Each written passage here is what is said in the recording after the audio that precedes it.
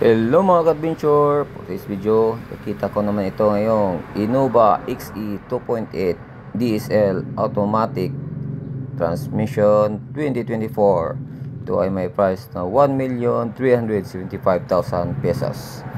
Ito yung driver seat niya mga ka-adventure. Nakita mo, napaganda na rin yung bagong niyang model na 2024. So wala tong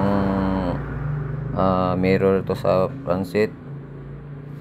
Sa driver seat, sa front seat naman meron yan dyan. Tapos ito medyo malaki na yung box nya, yung box. Yung ano naman niya, upuan, okay din yan. Tapos ito sa gitna, kita mo yan, medyo maluwag na din siya. Yan, pag pasok ka dyan, maluwag na yung upuan mo dyan. Pwede mo maangat dyan yung dalawa para kung may karga kang malaki dun sa likod, kasyang kasya yung mga malita, kahit na 3 malita yan.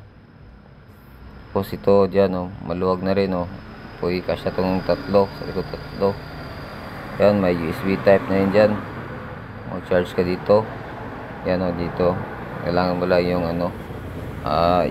yung pang charge nya. Tapos yung aircon nya, makita mo dyan sa taas, aircon. Tapos dito rin sa likod nya mayroon ding aircon yan. Tapos tignan natin dito sa likod nya, yan, may nakatatak na Innova. Buksan natin. Ayan, pwede mo mangat yung upuan para malaki yung space nya kung may mga karga kang mga malita.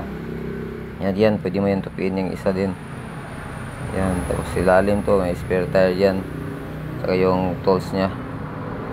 Yan, kita mo yan ka-adventures. Napakaganda. Salamat mga ka-adventures sa ating panonood, sa ating videos. Don't forget to subscribe to our YouTube channels.